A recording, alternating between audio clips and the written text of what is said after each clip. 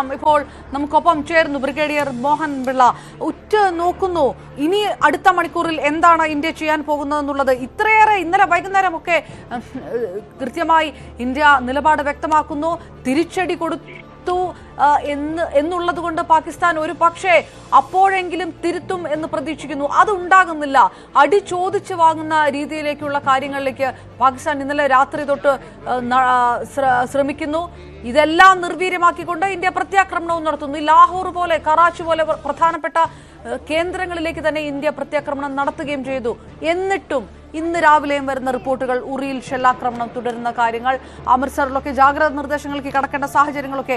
ഈ പ്രകോപനം പാകിസ്ഥാൻ അവസാനിപ്പിക്കാത്തത് എന്തുകൊണ്ടായിരിക്കും? എന്ത് അദൃശ്യ ശക്തിയാണ് പാകിസ്ഥാന് ഇപ്പോഴും ഇത്ര ധൈര്യം നൽകുന്നത് എന്ന് വേണം കരുതാൻ?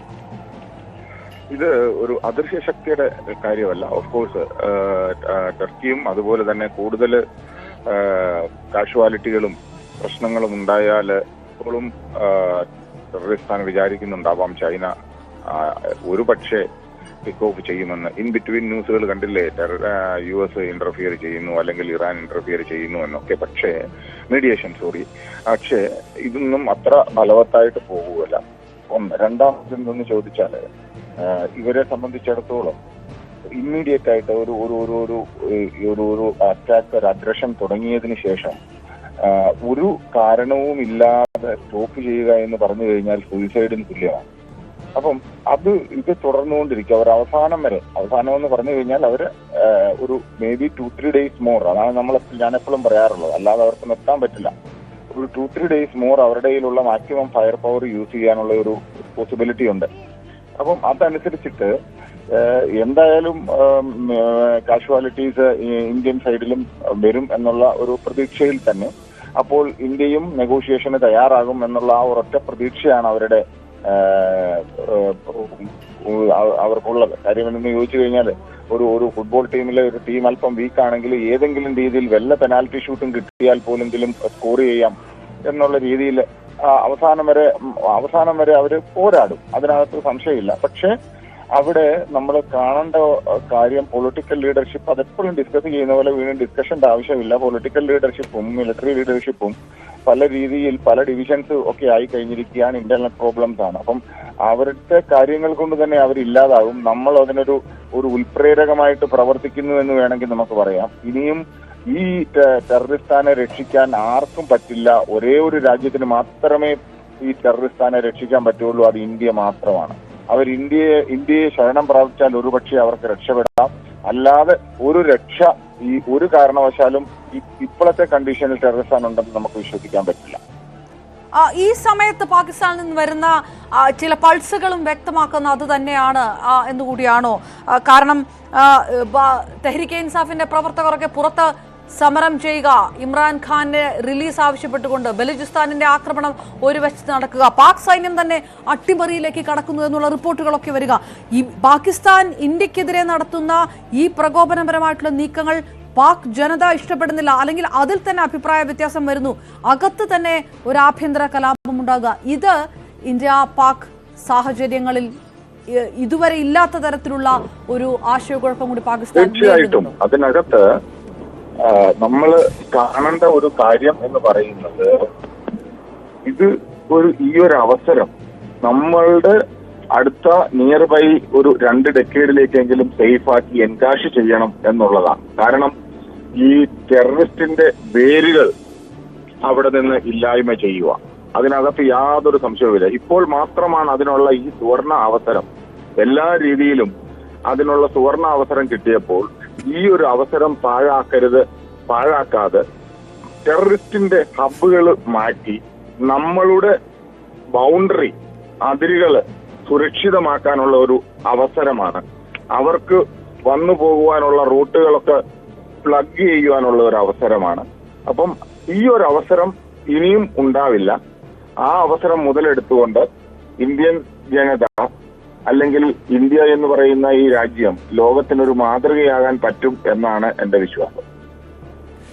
നമ്മൾ അപ്പോഴും ഈ പാകിസ്ഥാന്റെ ഇന്നലത്തെ ആക്രമണ സ്ട്രാറ്റജി അത് തന്നെ ഇപ്പോഴും തുടരുന്നു എന്നാണ് മനസ്സിലാക്കുന്നത്. കാരണം അമൃത്സറിൽ നിന്നുള്ള ജാഗ്രതാ നിർദ്ദേശമൊക്കെ ജമ്മു, കാശ്മീർ അതിർത്തി മേഖലകളിലെ ഷെല്ലാക്രമണത്തിനപ്പുറത്തേക്ക് ഇങ്ങോട്ട് വടക്ക് അല്ലെങ്കിൽ പടിഞ്ഞാറൻ ഭാഗങ്ങളിലേക്ക്, സംസ്ഥാനങ്ങളിലേക്ക്, രാജസ്ഥാനിലേക്ക്, പഞ്ചാബിലേക്കൊക്കെ പാകിസ്ഥാൻ നടത്തിയ ആക്രമണങ്ങൾ അത് ലക്ഷ്യം വെക്കുന്നത് എന്താണ്? ഇതൊരു സിവിലിയൻ അറ്റാക്ക് തന്നെയാണോ?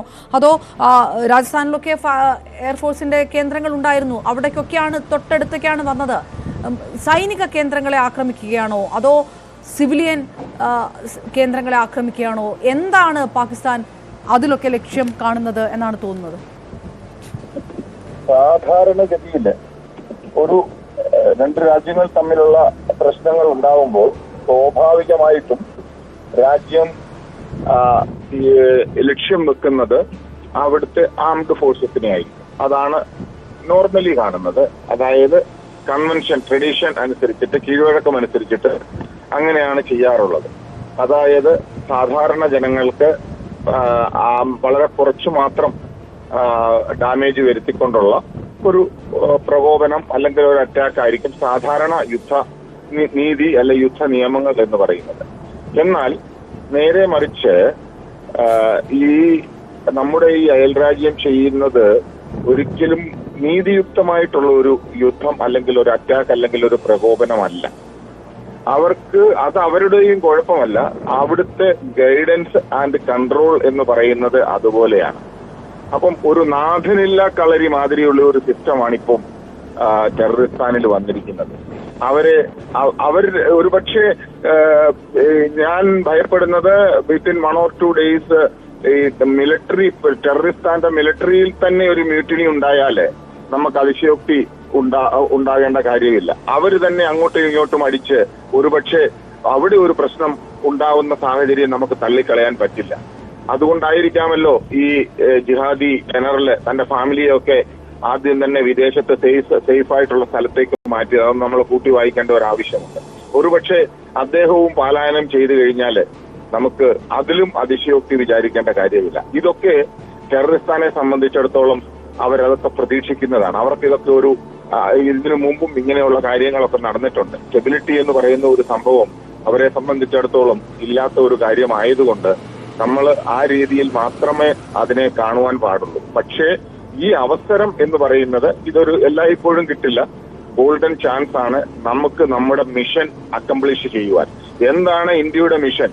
ഇന്ത്യയിലെ 135 കോടി ജനങ്ങൾക്കും സുരക്ഷിതമായി കിടന്ന് സുരക്ഷിതമായി സെക്യൂർ ആയിട്ട് നമുക്ക് ടെററിസ്റ്റ് ഫ്രീ കൺട്രിയായി നമുക്ക് ജീവിക്കാം. ഇത് തന്നെയാണ് 9/11 ശേഷം US ഇന്നുവരെ ഒരു ടെററിസ്റ്റ് അറ്റാക്ക് ഉണ്ടായിട്ടില്ല. അതിന്റെ കാരണം ആ രാജ്യത്തിന്റെ സേഫ്റ്റി മെഷേഴ്സ് ആണ്. അതുപോലെ തന്നെ സേഫ്റ്റി മെഷേഴ്സ് എടുക്കുവാനുള്ള ഉത്തമ സാഹചര്യമാണ് വന്നു ചേർന്നിരിക്കുന്നത്. നമ്മളുടെ രീതിയിൽ മാത്രം ആലോചിച്ച് ദേശസുരക്ഷയ്ക്ക് മാത്രം ഊന്നൽ നൽകി മുന്നോട്ട് പോകുവാനുള്ള ഒരു അവസരമെന്ന് മാത്രമേ നമുക്കിതിനെ പറയാനുള്ളൂ. രണ്ടാമത്, യുദ്ധം എന്നുള്ള രീതിയിൽ തന്നെ അവര് മാക്സിമം അറ്റാക്ക് ചെയ്യും. ഇതൊക്കെ ഒരു ഫസ്റ്റ് ഡേ, സെക്കൻഡ് ഡേ എന്നുള്ളതേ ആയിട്ടുള്ളൂ. പക്ഷെ ശരിക്കുമുള്ളത് അങ്ങനെയാണെങ്കിൽ രണ്ട് രാജ്യങ്ങൾക്കും ഫയർ പവർ നല്ലതുപോലെയുണ്ട്. ഈ ഫയർ പവറിന്റെ ഒന്നും ആ ഒരു ഇത് വന്നിട്ടില്ല ഇതുവരെ. ഇതൊക്കെ ഇനിഷ്യൽ മിസൈലുകളോ അല്ലെങ്കിൽ ഡ്രോണുകളുടെ മാത്രമുള്ള ഒരു അറ്റാക്കാണ്.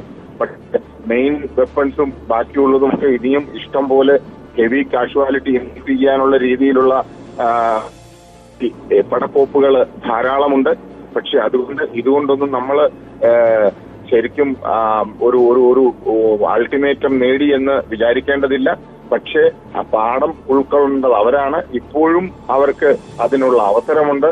തീർച്ചയായിട്ടും താങ്കൾ ഈ പറയുന്നത് പോലെ തന്നെ ടെററിസ്ഥാൻ എന്ന് തന്നെ താങ്കൾ റിപ്പീറ്റ് ചെയ്ത് പറയുമ്പോൾ അത് അന്താരാഷ്ട്ര സമൂഹത്തിന് കൂടി മനസ്സിലാക്കുന്ന രീതിയിലേക്കുള്ള കാര്യങ്ങളാണ് ഇപ്പോൾ നടന്നുകൊണ്ടിരിക്കുകയും ചെയ്യുന്നത്. ഇന്ത്യ നടത്തുന്ന ആക്രമണങ്ങൾ, ഇന്ത്യ കടുപ്പം കൂട്ടിയത് അല്ലെങ്കിൽ ആ കൂടുതൽ ശക്തമായിട്ട് ഇന്ത്യ തിരിച്ചടിക്കുന്നതും ഈ ഇമേജ്, പാകിസ്ഥാന്റെ ഈ ഇമേജ് ലോകത്തിന് മനസ്സിലായിട്ടുണ്ട് എന്നുള്ളത് കൊണ്ട് കൂടിയാണോ ഇന്നലെ കറാച്ചിയിലേക്ക്, ഇസ്ലാമാബാദിലേക്ക്, ലാഹോറിലേക്കൊക്കെ സിയാൽകോട്ടിലേക്കൊക്കെ തന്ത്രപ്രധാനമായിട്ടുള്ള സ്ഥലങ്ങളിലേക്ക് ഇന്ത്യ കടുത്ത പ്രത്യാക്രമണം നടത്തുമ്പോൾ അതിൽ പൂർണ്ണമായി ലോകരാഷ്ട്രത്തിന് മുന്നിൽ ന്യായീകരിക്കാവുന്ന കാര്യങ്ങളുണ്ട് എന്നുള്ള ഒരു സന്ദേശം കൂടിയുണ്ടല്ലേ? നമ്മൾ ചെയ്യുന്നത് ഈ ലോകരാജ്യങ്ങൾക്ക് ഒപ്പോഴ്സ് നമ്മൾ ഒരിക്കലും ഒരു അഗ്രസർ അല്ല. We are not an aggressor. നമ്മൾ ഒരിക്കലും ഇനിഷ്യേറ്റീവ് എടുക്കുന്നില്ല. പക്ഷേ ചെയ്യുന്നത് ശരിക്കും ഒരു യുദ്ധതന്ത്രങ്ങൾ തന്നെയാണ്. ഞാൻ പറഞ്ഞല്ലോ, we are now following a hybrid warfare എന്ന് വേണമെങ്കിൽ പറയാം.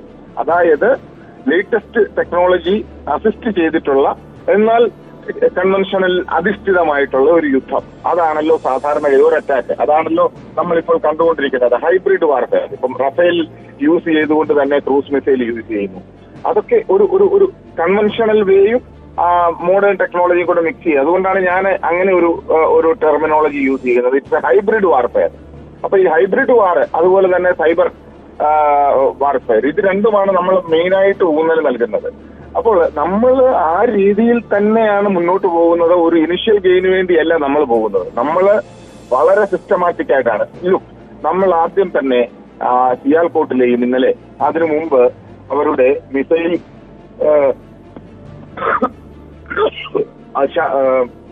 വേദന ശക്തി അത് ഡിസ്ട്രോയ് ചെയ്യുമായിരുന്നു.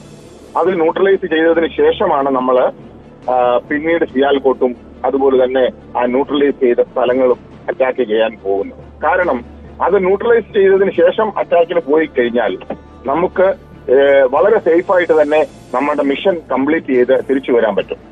അങ്ങനെ ഓരോന്നും സിസ്റ്റമാറ്റിക് ആയിട്ട് ഉപയോഗിച്ചു തന്നെ, അതായത് കൺവെൻഷണൽ ആയിട്ടും സ്റ്റേജ് ബൈ സ്റ്റേജ് ആയിട്ടും നമ്മൾ വളരെ ആക്യുറേറ്റ് ആയിട്ട്, എന്നാൽ വളരെ കുറച്ചു മാത്രം കാഷ്വാലിറ്റി ഇൻഫെക്ട് ചെയ്യണം എന്നുള്ള ഒരു ആഗ്രഹത്തോടെ മാത്രമാണ് നമ്മൾ മുന്നോട്ട് പോയത്. ഒരു പക്ഷേ ഇന്നലെ രാത്രിയിലെ അറ്റാക്കിൽ കാഷ്വാലിറ്റീസ് ആ ടെററിസ്റ്റ് ആൻഡ് സൈഡിൽ കൂടുതൽ ഉണ്ടായി കാണാനുള്ള സാധ്യത നമുക്ക് തള്ളിക്കളയാൻ പറ്റില്ല.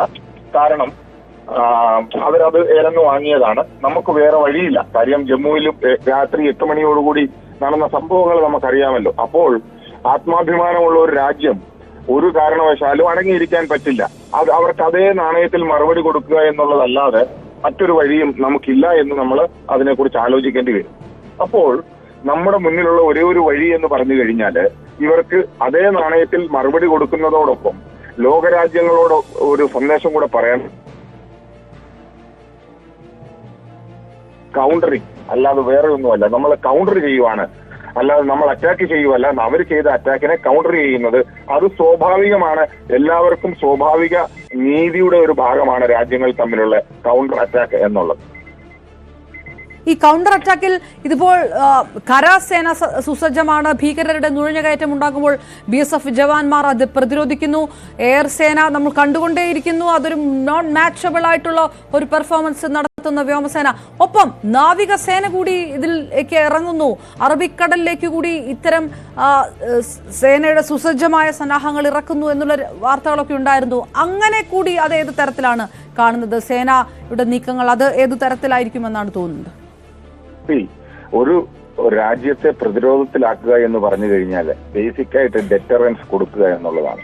അവരെ എല്ലാ രീതിയിലും കരയിൽ നിന്നും കടലിൽ നിന്നും ആകാശമാർഗവും പ്രഷർ കൊടുക്കുമ്പോൾ അവർ അത് എല്ലാ രീതിയിലും ഒതുങ്ങും, അല്ലെങ്കിൽ ഒരു ഭയചകിതരാകും എന്നുള്ള ഒരു എല്ലാ രാജ്യങ്ങളുടെ ഒരു യുദ്ധതന്ത്രമാണ്. അതായത് കടലിൽ നിന്നും കൂടി it is A coordinated effort.